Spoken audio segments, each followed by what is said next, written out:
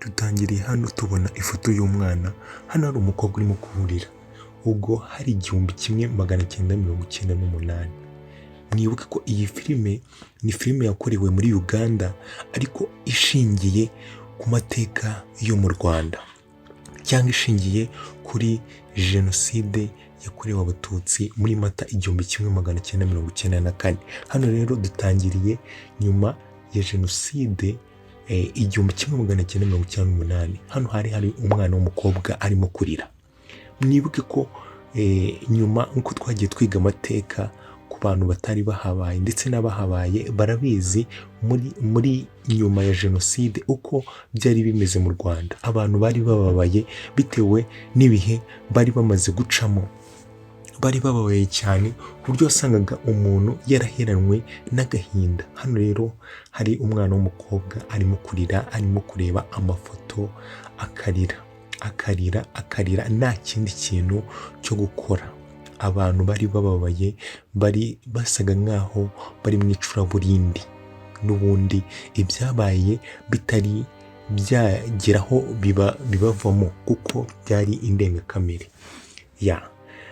Rero hano wa mwana w'umukobwa hano baratwereka yakomeje kurira, arimo kurira cyane. Haza mugenzi we aramubwira ati Keza, ati ugomba guceceka, ugomba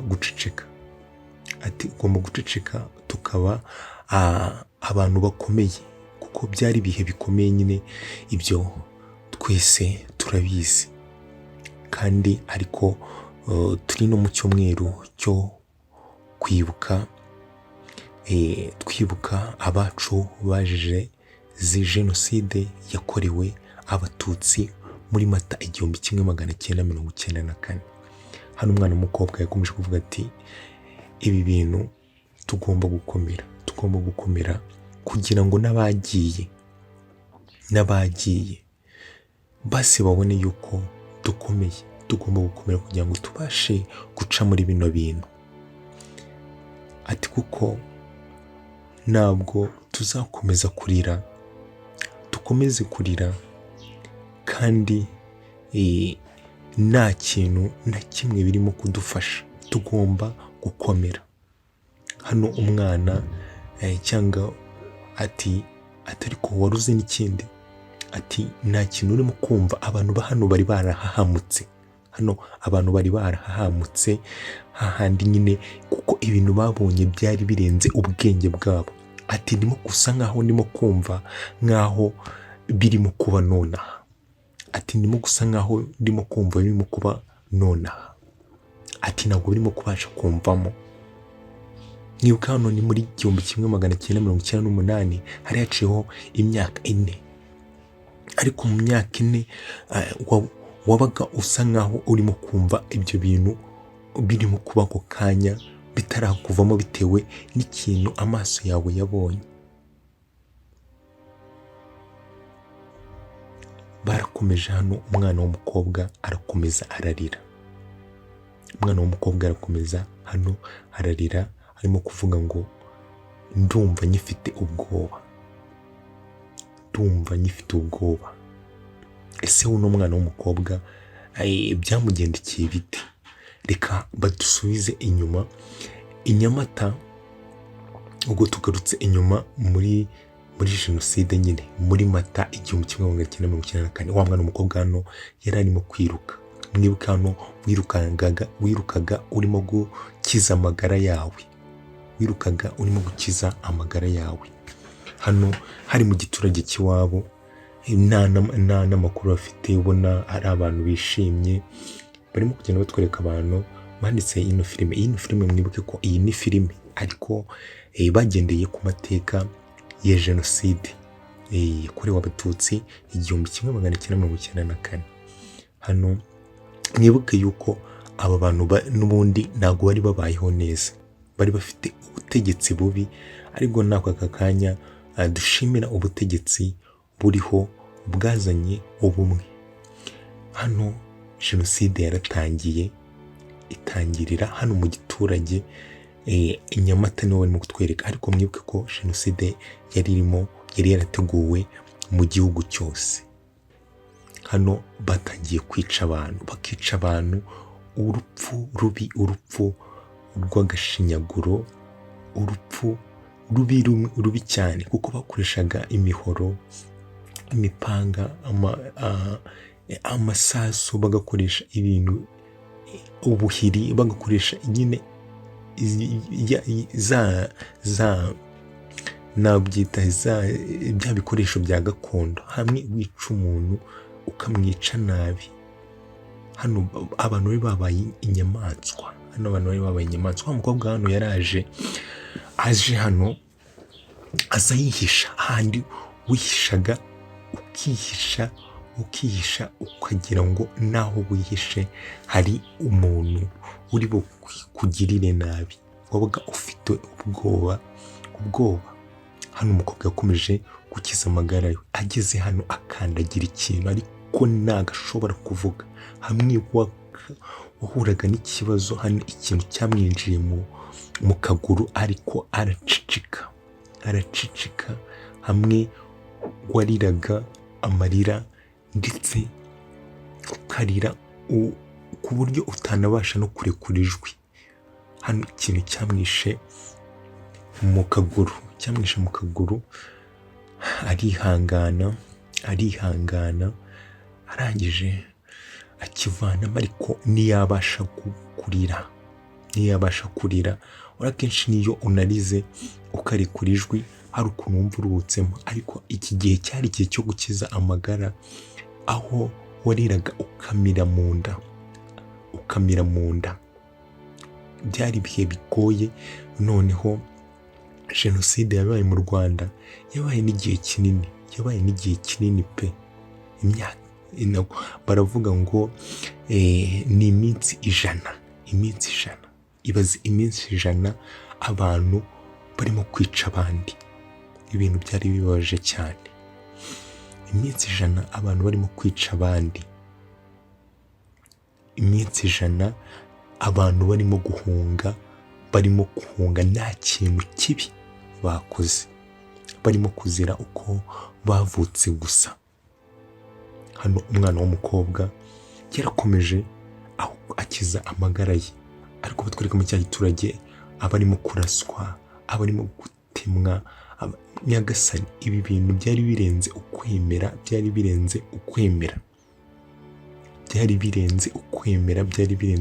wagira ngo Satani yari yamanutse aza mu bantu. Byari biteye agahinda.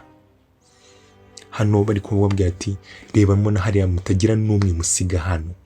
Ubundi gahunda yari iyo kwica ubwoko bw'Abatutsi bugashira burundu, niyo yari gahunda. Aricyo kintu kibi cyonyine cyo kugira ubuyobozi bubi. Hano batweretse umwana w'umukobwa, hano bafataga abantu ku ngufu, bakoraga ibintu bibi cyane, ariko bibi cyane. Hano umwana w'umukobwa arwana n'ushaka kumufata ku ngufu, ariko wa mwana w'umukobwa arimo kugenda batwereka wa mwana w'umukobwa. Hano ikigabo gishaka kumufata ku ngufu, umwana w'umukobwa aranga. Umwana w'umukobwa yanga yuko bamufata ku ngufu, ariko batwereka na wa mwana w'umukobwa akibonye yanze yuko amufata ku ngufu, kiramwica. Nyagasani, kiramwica. Hano niko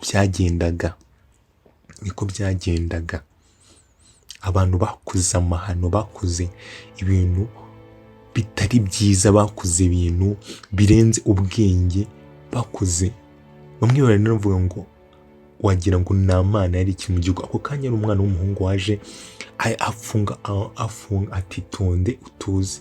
Yamufashe umunwa, undi aramubwira ati ntunyegere, ati humura, ndi hano kugukiza, ndi hano cyangwa kugufasha.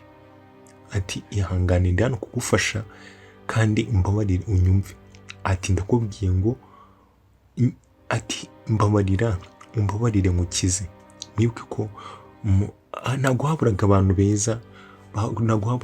beza, bamwe na bamwe, cyangwa ugahura n'abo murimo guhungana, mukaba mwabasha guhungana, Imana yabafasha mukarokoka, kuko hari ahimana ati ngewe kugira ngo umfate ku ngufu turapfana, ati kugira ngo umfate ku ngufu turapfana, ati umbabarire undi aramubwira ati okay nta kibazo, ngewe ngiye kugenda nawe ugende inzira yawe, ati nta kibazo, ati komeza inzira yawe. Hano umuhungu yashatse gufasha umwana w'umukobwa ariko umwana w'umukobwa yahahamutse, aravuga ati nta kibazo ko ngenda inzira yanjye nawe ugende iyawe. Umwana w'umukobwa, mwibuke ko ni inkuru turimo kumva y'uyu mwana w'umukobwa, gusa ariko tunarebera ishusho hamwe ry'ukuntu byari byifashe mu gihugu cyacu. byari ibintu bibi cyane, byari ibintu utabasha kuza hano ngo uvuge uko wiboneye. Natwe tuba tuvuga nubwo tutaba twaravutse icyo gihe, tubundi tutabibonye, ariko amateka yacu ubwayo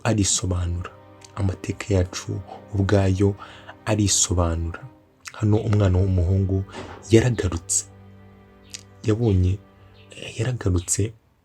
aza ariko yitonze. Hano byasabaga yuko umuntu aba yabasha kukugirira icyizere, kuko hano byageze aho umwana yica mama we, umubyeyi akica umwana we, ababyeyi ubwabo hagati yabo bakicana ngo barimo gupfanga amoko. Nyagasani, byari ibintu bibi. Hano aramubwira ati rero ugomba kunkurikira, nimba ushaka tugomba kunkurikira tukagenda tukareba uburyo twihisha cyangwa tukareba uburyo turokoka. Ati rero nta kindi kintu, ntabwo waguma hano, nuguma hano bari buze kukwica. Mu giturage bageze aho ngaho batangira gutwika, abantu bari babaye amadayimoni, bari babaye nka Satani, bari babaye abantu babi cyane. Batangiye gutwika bafite imihoro, imipanga, amashoka.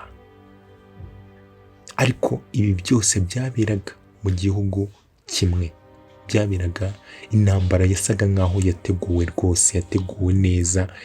Iyi ntambara yari yarateguwe, hahandi uvuga ngo ubuyobozi bwari buriho, ntabwo navuga ko bwari ubuyobozi bwiza, bwari ubuyobozi bubi pe, ubuyobozi bubi, ubuyobozi budashyira abantu ngo babaringanize babagira abantu bamwe. Ubuyobozi bwari bubi, ari naho tugomba kuzajya dushimira ubuyobozi bwacu, na perezida wacu Paul Kagame tukamushimira. Hano umwana yageze mu giturage cy'iwabo, asanga abantu b'iwabo bose bapfuye. basanze abantu bose baba bapfuye, reba abana bapfuye, barangiza ibaze gupfa. byari birenze. Noneho ugasanga ibaze umwana nka gutya agapfusha umubyeyi we akamwicara iruhande. Ibaze umwana uba warabonye bino bintu, mwibaze mwabana mwe. Hano umwana w'umukobwa yageze mu giturage cy'iwabo, asanga igiturage cy'iwabo cyose bagishyize hasi, abantu babishe. Noneho urw'agashinyaguro, urupfu rumwe rubi cyane. Umwana biramurenga, arangije yabonye hano byari biteye agahinda. Hano yaraje abona musaza we, ati Munyagasani, ati ibi ni ibiki koko bakoze? Ati ibi ni ibiki bakoze? Noneho ibi ni ibiki bakoze? aba bantu ni ibiki bakoze? Aba bantu ni ibiki bakoze? Undi amubwira ati ceceka. Hano warariraga ukarira ariko ukarira, ati ceceka nyamara ati nukomeza kuvuga cyane ati natwe baraza batwice, ati ceceka, ati ceceka, ati ahubwo haguruka tuhunga, ati uyu nguyu ni musaza wanjye, ati uyu nguyu ni musaza wanjye ndebera ni ukuri kw'Imana yo mu ijuru, ati uyu ni musaza wanjye. Umwana reba aba bantu ibintu bakoze, abantu baragiye bahinduka inyamaswa ariko n'iminsi yagiye yicuma, ariko abantu bagakomeza kumva banyotewe no kwica amaraso. Dore icyo bita rero ijoro ribara uwariraye. Iki nicyo bita ijoro ribara uwariraye. Guhunga uhungisha amagara, guhunga nta kintu kibi wakoze, guhunga uzi ko usigaye wenyine, famiye yawe bayishe, guhunga uzi ko urimo guhunga igihugu cyawe, igihugu wavukiyemo, si n'ayandi mahanga, guhunga uzira ubuyobozi bubi, guhunga uzira abantu babi. Undi hano yakomeje kumubwira ati ihangane, ndimo kumva ibihe urimo gucamo, ati ndimo kumva ibihe rwose urimo gucamo, ati ndimo kukumva neza cyane, ati ndimo kukumva neza cyane, ati kandi ubu nanjye ndimo kwibaza, ati se njyewe hari abanjye baba barokotse, ati ndimo kubyibaza, ati kuko aba bantu barimo kutwita inyenzi. Ibaze abantu bicaga abandi barimo kubita ngo ni inyenzi barimo kwica. Ibaze, ese wowe Mana y'isi n'ijuru, ibaze kubona abantu barimo kwita abandi inyenzi ngo barimo kubica, ngo babona ko atari abantu nkabo. Ibintu ahantu byari bigeze, ibaze ni ukuri kw'Imana mu ijuru. Abantu, umuntu agahunga, arimo guhunga umuturanyi batizanyaga, basabanaga umunyu, umuntu agahunga arimo guhunga umwana we, umuntu arimo guhunga umuyobozi we wamuyoboraga, umuyobozi arimo guhunga umuturage we. Ibaze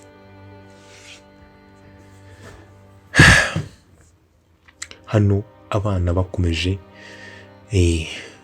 umwana hano wakomeje kuvuga ati aturiya ni wo wari umuryango wanjye, aturiya ni wo wari umuryango wanjye, atari kurimo kwibaza ese turimo kuzira iki, ati ndimo kwibaza ikintu turimo kuzira, ati kuko ndimo kwibaza ngo twakoze iki, ese twakoze iki, twacumuye iki koko.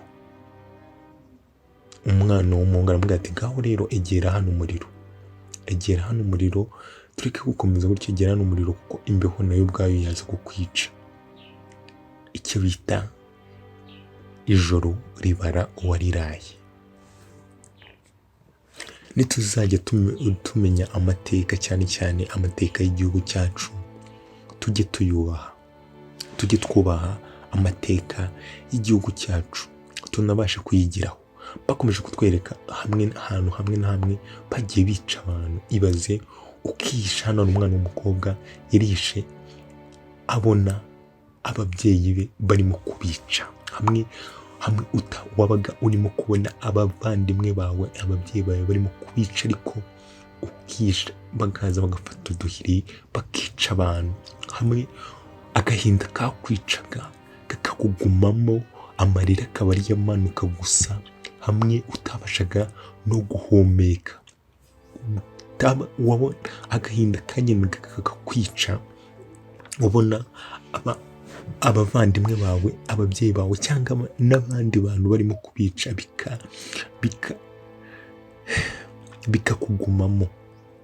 bikakugumamo handi wavugaga hamwe watabaraga ubuzima bwawe, ariko kandi ubona n'ubwo abantu ukunda barimo kugenda. barimo kugenda hano, ababyeyi bose barabishe umwana hano, ariko ugenda bavuga ati tujye no ku rundi rugo, tujye no ku rundi rugo. Ibaza abantu ukuntu byari byagenze.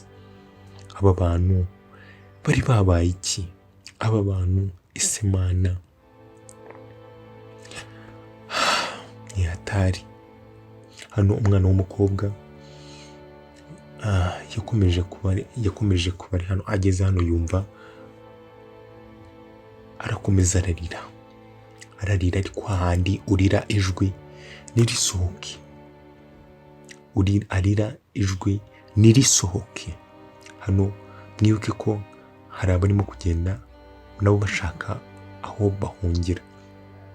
Wa mwana w'umukobwa na wa mwana w'umuhungu barimo kugenda hano, barangije baraza babona hano umwana w'umukobwa, wa mwana w'umukobwa arimo kurira, narimo no kureba, aranya ati bite, arikanga ati bite, ati gwino hano, ati gwino, baramuhamagara ati wigira ubwoba, ati gwino vuba vuba, ati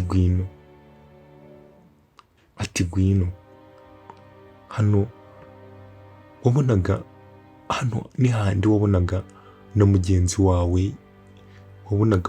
wawe, ukaba uvuga ati mbonye umuvandimwe, umuntu duhuje ikibazo. Ati arangije arababwira ati hano ni mu rugo iwacu, ati abantu bose barabishe,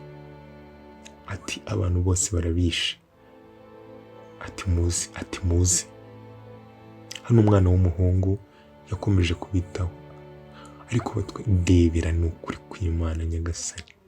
Hano umwana w'umukobwa yaraje abona ababyeyi be bapfuye, abona papa we yapfuye. Ibintu byari biteye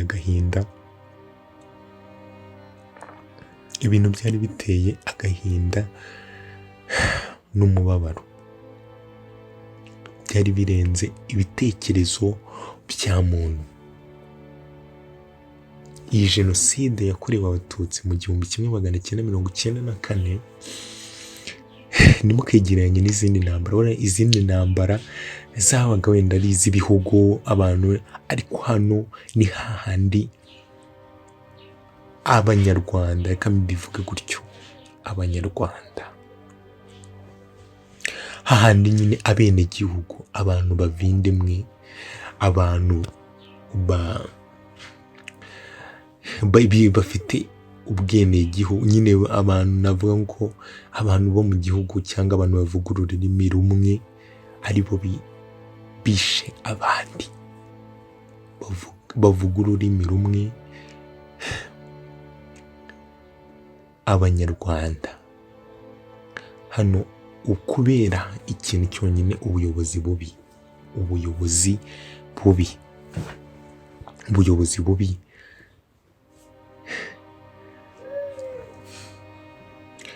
Nyamara tujye dushima leta yacu, leta yatugaruriye, kuko leta yakoze ibintu ibaze guca. Hano umwana w'umuhungu yaraje asanga no mu nzu abantu bose babishe.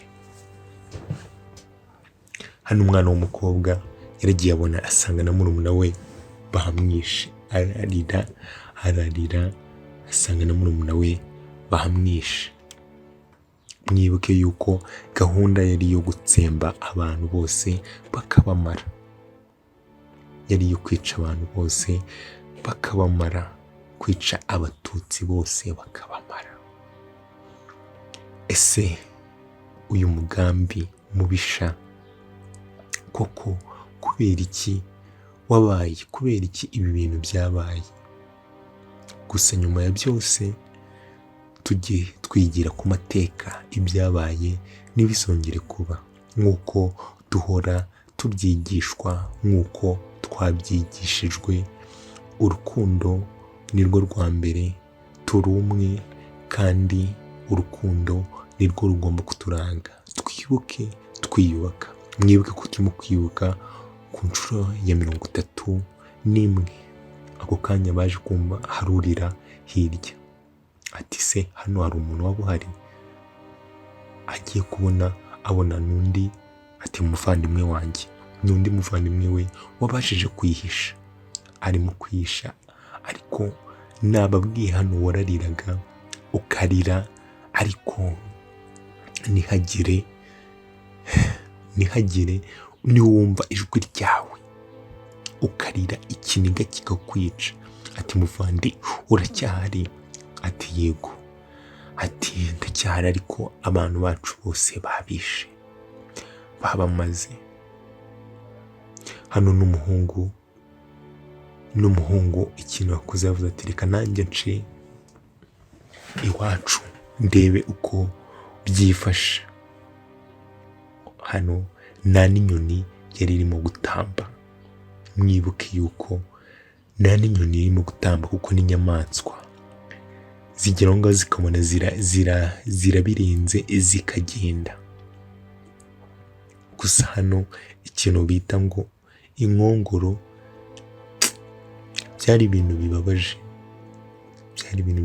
Hano barageze hano mbumva nta n'inyoni isa n'itamba, nta n'inyoni itamba.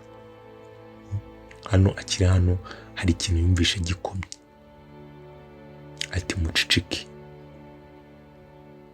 Ati rero ati mucicike. Mwibuke hano ukaranga amagara namanika akaboko. Byari ibintu bibabaje.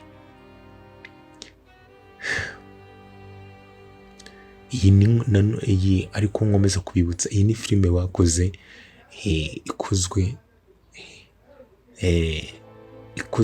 kugira ngo ishingiye ku mateka cyangwa kuri Genocide yakorewe Abatutsi muri Mata 1994.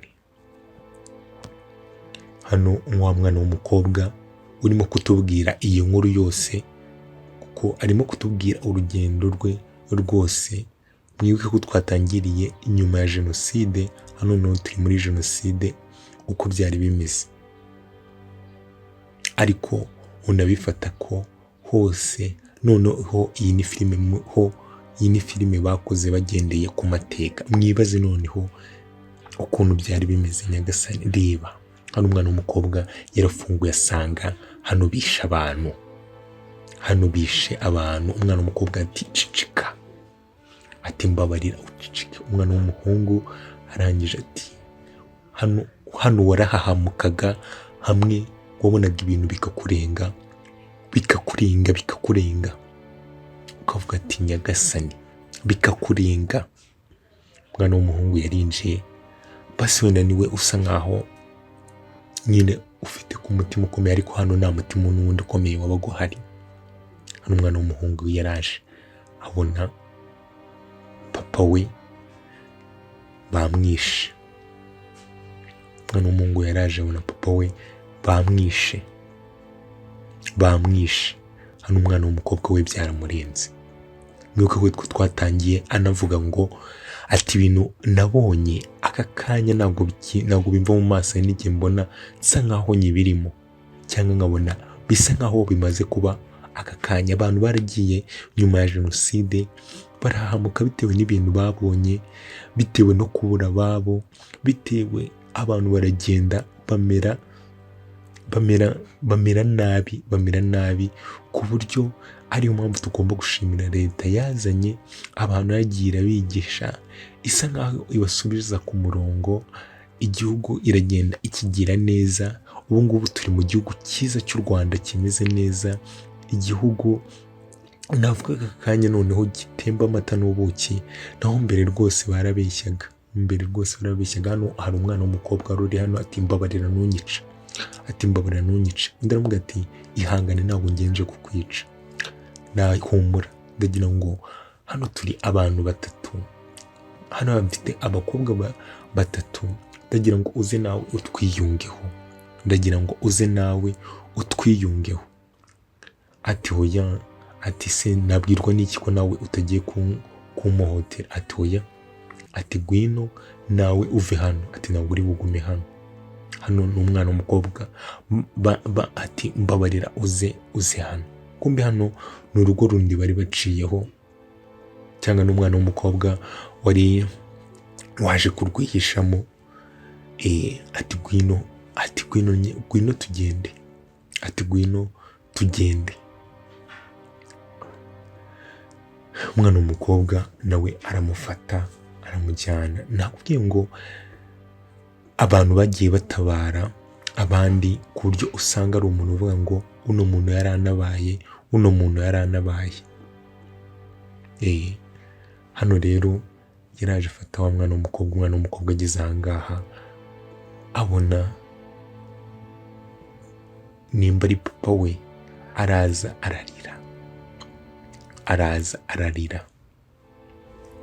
ararira. Ibaze wajyaga ukabona umwana ibintu bimeze ati oya, ati wirira handi wabuzaga umuntu kuririra uwe kugira ngo adasakuza namwe bakaba babica. Ibaze ahantu byari bigeze.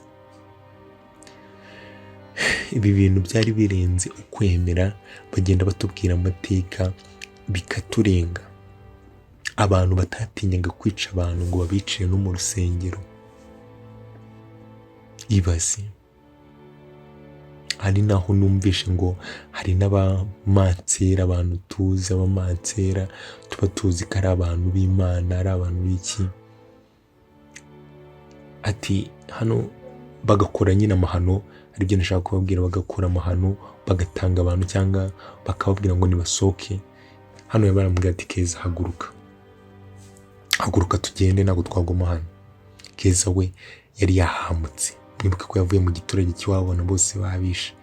Hano abicanyi bazaga bavuga ngo u Rwanda ku bw'Abahutu.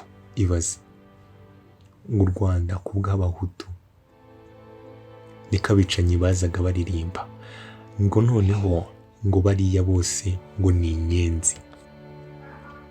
Ngo u Rwanda ku rw'Abahutu ngo abandi bose ngo ni inyenzi, cyangwa kuvuga ngo Abatutsi ni inyenzi. Hano babakobwa baraje barihisha, barangiza baraza abicanyi bafata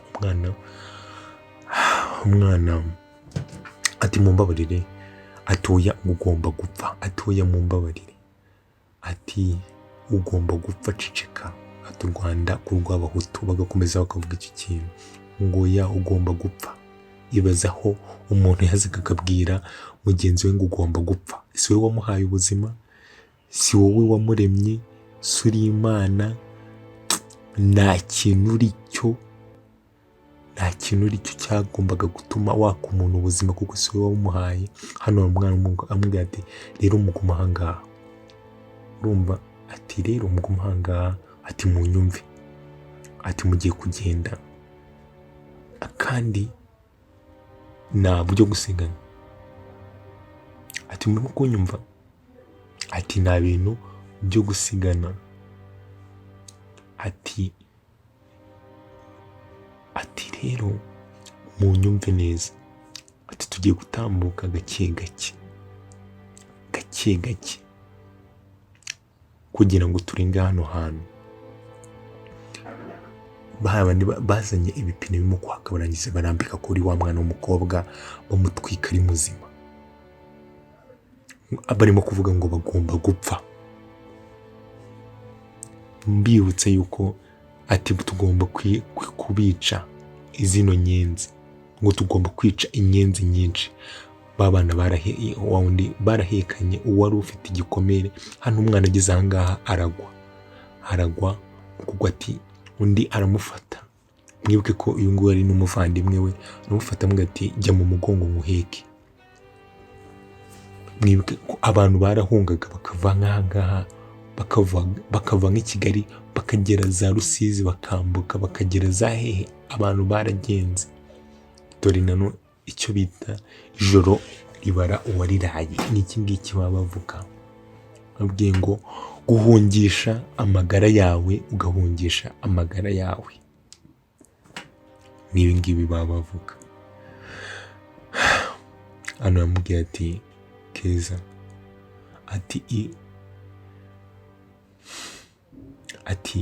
ati kuba tugeze aha ngaha ni ukubera Imana, ati kuba turimo guca muri bino bintu ni ukubera yo, ati kandi tugomba kubicamo. Ati iyi Mana ntekereza yuko ibi bintu byose tuzabicamo tukongera tukagira ubuzima bwiza ndetse tukabaho neza. Ati Keza tugomba gukomera, tugomba gukomera, Imana izaducisha muri bino bintu bigoye. Ati rero tugomba gukomera, ati kandi wihangane.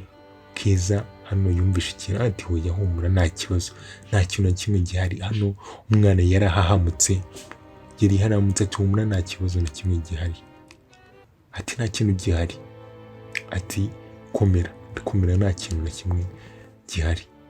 Hano bose barikanze.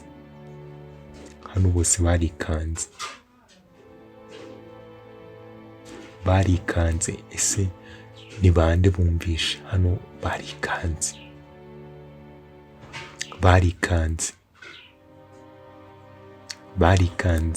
Mwibuke ko iyi ntambara uko yabaga hose ni gutya, uduce twose two mu gihugu twinshi, ariko uduce twose ni kubera ko iyi jenoside yarateguwe, niko hose byabaga bimeze. Abantu bose bari bahangayitse, abantu bose bari barimo kwicwa.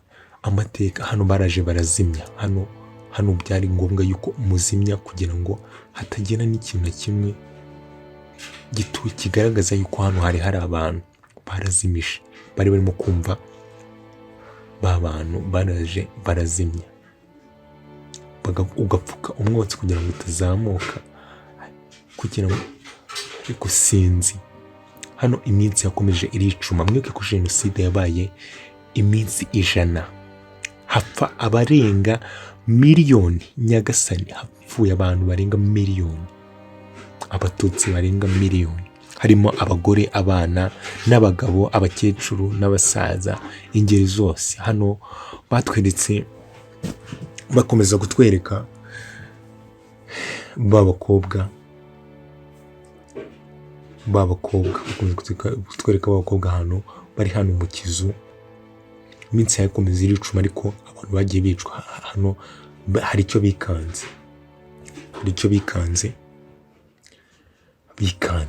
ati hari nta kintu mwumvishe, ati nta kintu mwumvishe. Barakomeza,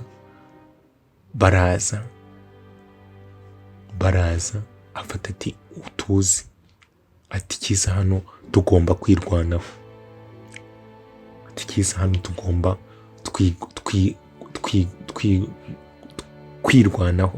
kwirwanaho. Arangije afata igiti, harije ati ni njyewe kumwe ni wa mwana w'umuhungu, ati ni njyewe muhumure, ati ni njyewe muhumure. Ati se waba ubonye ubufasha? Ati ubonye ubufasha bw'umwana w'umuhungu? Ati nta bufasha mbonye, ati nta bufasha buhari Nyagasani, ati nta bufasha buhari, ati nta bufasha buhari pe. Ati se noneho tugiye gukora iki? Ati rero tugomba gushaka plan B. Ati ngiye kujya mu kindi giturage cyangwa mu kandi gasantere ndebe ko nabona ubufasha. Ati murimo kubyumva? Ati ngiye kujya mu kandi gasantere ndebe ko nabona ubufasha. Akobwa rero ati hoya, ntabwo wakongera kudusiga hano. Ati munyumve, nta kintu muri bube ndi buzi. Ati hoya, ntabwo twakongera gusigara aha ngaha. Ati ariko munyumve, ati kujyana niko twese dupfuye twapfira hamwe. Ati mwege muguma aha ngaha, hano hantu ashobora kuba hatekanyemo gakeya. Ati muguma aha ngaha, ngewe ndahita ngaruka. Ati ngiye gushaka ubufasha, ndahita ngaruka. Ati murimo kunyumva? Ati yego. Ati guma aha ngaha rero, ati muguma ahangaha. Wa muhungu aterura cya giti nawe cyo kugira ngo aze kwirwanaho nagera ushaka, arangije areba wa mwana w'umukobwa aramubwira ati ndi bugaruke. Ati ndagaruka. Umwana w'umuhungu arangije abasiga aho ngaho aragenda, basigara hano. Nyagasani, ibi bihe byari bigoye hahandi inshuti yawe yakwicaga, handi wari urimo guhunga inshuti yawe, wari urimo guhunga ababyeyi bawe, warimo tujye twumva inkuru abantu bagenda batubwira, cyangwa ubuhamya abantu bagenda batubwira, tukumva biraturenze, ukibaza ngo ibi bintu byakozwe n'abantu, kumva nyine birakurenze. Hano wa mwana yageze hano muri quartier yaragiyemo asanga abantu barimo kubica, abantu bakomeje kwica abandi nta kintu na kimwe, uko babica ariko babasahura, bakaza bakabatwikira amazu, kuko gahunda ariyo kwica abatutsi bose bakabamara.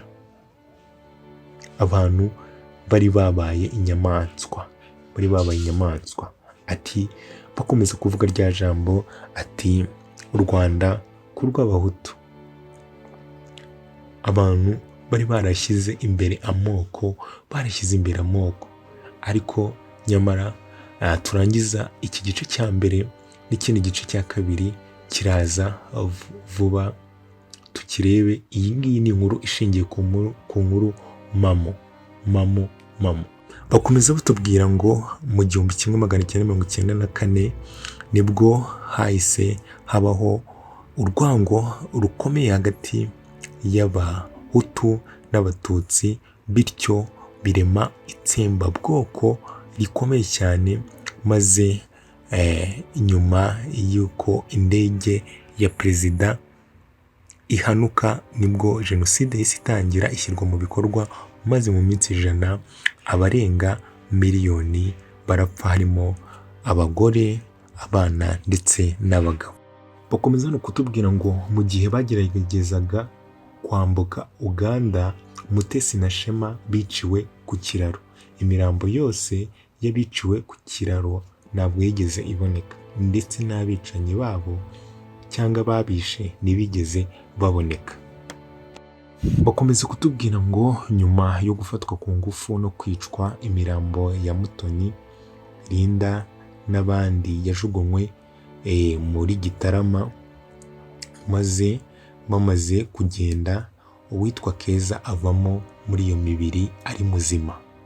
Keza yavuye mu mibiri ari muzima.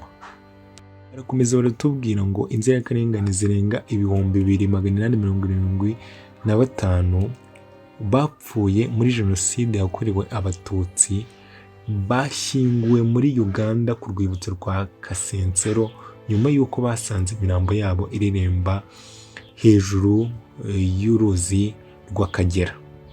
Sinari mbizi ibyo ngibi, ni amakuru nari mbifiteho yuko hari n'imibiri y'abazize Genocide baba bashyinguye muri Uganda. Ibyo ni amakuru nari mbifiteho. Gusa dukomeze twibuke twiyubaka, kuko ibyabaye ntabwo twakifuza ko byongera kuba. Dukomeze twibuke twiyubaka, duharanira kuba umuntu umwe, dushyira ibyo leta idushishikariza ariyo urukundo, ndi umunyarwanda imbere, ndi umunyarwanda. Iby'amoko ni ahantu byigeze bitugeza.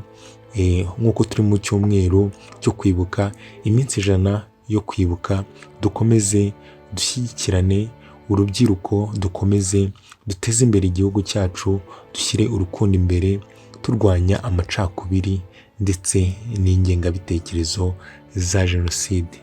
Reka dutegereze ikindi gice cya kabiri cy'iyi filime, turebe uko bizaba bimeze. Ciao, dukomeze twibuke twiyubaka.